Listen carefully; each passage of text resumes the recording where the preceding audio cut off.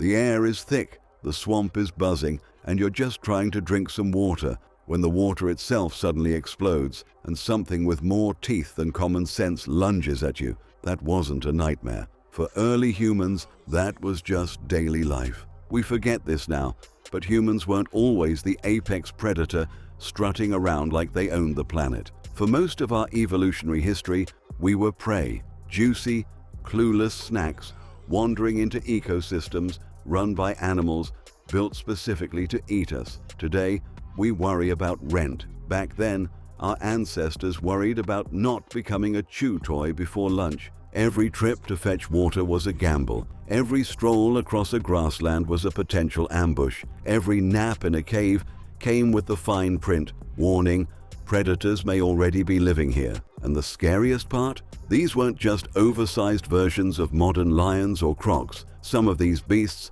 were pure nightmare fuel. Apex hunters with weapons so extreme they sound made up. But the fossils don't lie. So let's meet the monsters that gave our ancestors the worst anxiety attacks in prehistory. Crocodylus anthropophagus, the human eater. If horror movies ever need inspiration, they should look at Olduvai Gorge in Tanzania. That's where scientists found the fossil of a giant crocodile, Crocodylus anthropophagus, which literally translates to man-eating crocodile. Not exactly subtle. This thing wasn't hiding its intentions. Picture a reptile stretching up to 25 feet long, lurking in murky rivers. Early hominins like Homo habilis or Australopithecus would wander to the water's edge to drink, maybe cool off. And that's when the croc would strike. It didn't roar, it didn't warn, it just lunged, dragging prey under in seconds. Fossilized hominid bones in the region even show distinctive tooth marks that match this exact croc. Translation: our ancestors were on the menu, confirmed by bite marks. Now, imagine you're a prehistoric human. You've just discovered fire, you're still figuring out stone tools, and suddenly you're in an all-inclusive death trap called the Riverbank Buffet. These crocs weren't just big, they were specialists at making sure your family reunion ended early, and they weren't alone. Another giant croc, Crocodylus thorbjarnasoni, stalked Lake Turkana in Kenya. Think of it as Anthropophagus's evil cousin. Same build, same love for ambushes, maybe even hungrier. Honestly, if you were a prehistoric human in East Africa, water wasn't refreshing. It was Russian roulette. Meganterion, the saber ambusher. If the crocs didn't get you at the water, the cats would get you on land. Enter Meganterion, one of the lesser-known saber-toothed cats. Forget the famous Smilodon for a second. This guy was smaller, sneakier, and arguably scarier. Meganterion was built like a heavyweight wrestler with knives strapped to its mouth. Two long saber teeth curved down like can openers. It wasn't chasing prey across open plains. That's too much effort. Instead, it preferred ambush. Think shadows, silence, and a sudden pounce. Fossil evidence suggests it specialized in pinning prey with its muscular forelimbs before delivering a killing bite to the throat. Now picture that prey being us. The worst part? Meganterion lived across Africa, Europe, and Asia. Our ancestors couldn't just pack up and move to avoid it. Wherever early humans migrated, it was like, oh cool, new continent,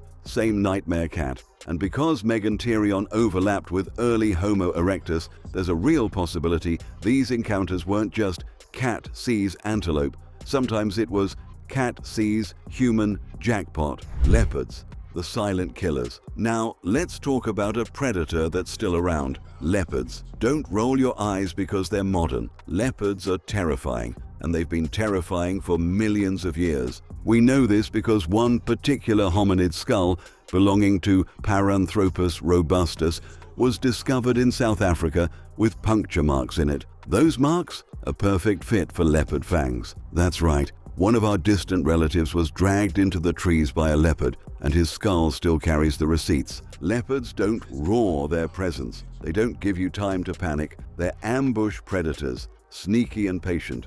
1 second you're foraging berries, the next you're being hauled into a tree like yesterday's groceries. Imagine being a small group of early humans at night. No torches, no walls, just a campfire and darkness pressing in from every side. And above you, leopards. waiting in the branches. That's the stuff of nightmares, and it wasn't rare, it was normal. Early humans didn't just fear the big, extinct monsters. They had to survive the ancestors of predators we still respect or fear today. Cave hyenas, the bone-crushing neighbors. If you thought hyenas were just laughing scavengers from the Lion King, buckle up. Their prehistoric cousins, the cave hyenas, were less Disney comic relief and more nightmare roommates. These beasts roamed across Europe and Asia during the Pleistocene, and they weren't shy about moving in with Neanderthals. Literally, fossil evidence shows caves that once sheltered humans were later stuffed with hyena bones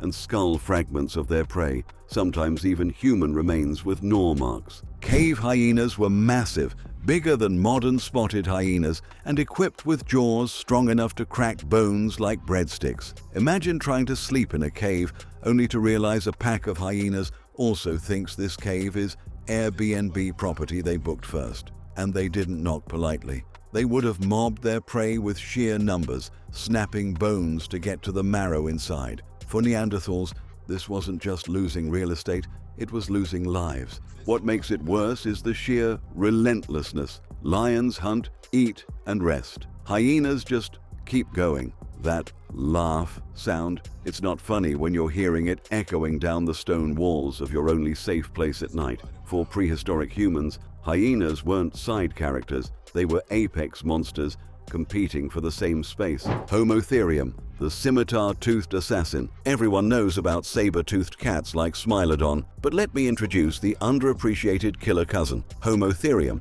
also called the scimitar-toothed cat, sleeker than Smilodon, longer-legged, and possibly smarter. These cats weren't solo prowlers, they may have hunted in packs. That's terrifying enough, but here's the kicker. Evidence suggests they were capable of bringing down mammoth calves. Think about that. Baby mammoths weighed several tons. If you're strong enough to coordinate a takedown on a mammoth family, imagine how laughably easy it would be to corner a group of 5-foot-tall humans with sticks. Homotherium's teeth weren't just big, they were specialized slicing tools, curving forward like scimitars, perfect for slashing arteries and bleeding prey out fast. Add in long limbs for endurance, and you've got a predator that could run down prey and finish the job quickly. Now put yourself in the shoes of Homo erectus wandering into Homotherium territory. You hear the grass rustle, you catch a glimpse of tawny fur, and then, too late, you realize you've been selected for dinner. That's the stuff evolution writes horror movies about. Creodonts and terror birds, the old-school killers. Before cats fully took over the predator throne, Earth had creodonts, the original bad guys of the mammal world. These weren't cats, weren't dogs. They were something older, nastier, and terrifyingly efficient. For nearly 30 million years, creodonts ruled Africa and parts of Eurasia like undisputed mafia bosses of the food chain. Picture an animal with the bulk of a hyena, the jaw power of a lion, and teeth shaped like scissors. Their skulls were oversized, packed with shearing blades designed not to chew, but to slice. If you were unlucky enough to be caught, you didn't just get bitten, you got shredded. Fossil evidence from Kenya shows early primates, our tiny, tree-hopping ancestors, ended up as little more than appetizers. For them, the world wasn't about survival of the fittest, it was survival of the fastest tree climber who doesn't slip. And just when you think things couldn't get worse, flip the map to South America and cue the terror birds. These weren't the goofy chickens we laugh at today. They were feathered nightmares, standing up to 10 feet tall, with axe-like beaks that could turn a skull into cracked pottery in seconds. They couldn't fly, but they could sprint. Fast, really fast. Fossils suggest they ran down prey like cheetahs, then delivered hammer blows with those brutal beaks until the fight was over. Now, imagine being an early human wandering into South America for the first time. You don't know the land, you don't know the animals, and suddenly a giant bird is sprinting at you like an ostrich possessed by a medieval executioner. No roar, no growl, just the pounding of talons in the dirt and the shadow of a beak swinging down like a guillotine. Not exactly the kind of welcome to the neighborhood you'd hope for. And the worst part, these birds weren't lone hunters. Fossil trackways hint they might have hunted in groups, like a squad of sprinting executioners armed with axe heads for faces. So if one spotted you, chances are the rest weren't far behind. For a hungry terror bird, an early human was nothing more than an undercooked snack that couldn't run nearly fast enough. Here's the wild part. These predators weren't spaced out across time like a neat Netflix series. For many periods, our ancestors were dodging all of them at once. You get a drink at the river, crocodile ambush. You climb a tree for fruit, hello leopard. You retreat into a cave for shelter, hyenas laugh in your face. You migrate onto the grasslands, homotherium packs awaiting. There was literally no safe space. We take walls, doors, and locks for granted today. But back then, nighttime was basically a survival lottery. Imagine sitting around a fire, the only thing keeping the dark at bay, and knowing that just outside that flickering light were predators built by millions of years of evolution to hunt things exactly like you. Humans didn't dominate Earth by being the strongest. We survived by being clever, cooperative, and frankly, very, very lucky. And here's the twist. Living in this gauntlet of predators probably made us what we are. Developing tools, fire, language, and teamwork wasn't just about thriving. It was about not being eaten. Fear shaped us as much as curiosity did. So, who takes the crown as the most horrifying predator prehistoric humans ever faced? Honestly, it depends on what you find scarier. Crocs that turn rivers into ambush zones, cats with swords for teeth, hyenas that wouldn't stop laughing as they cracked your bones, or birds that looked like rejected Muppets from hell. The truth is, our ancestors survived all of them, and in doing so, became the ultimate survivors. We went from prey on the menu to running the show. Still, every time you camp by a river or hear something rustle in the dark, maybe thank the ghosts of those who lived through a world where danger wasn't a rare encounter. It was every single day.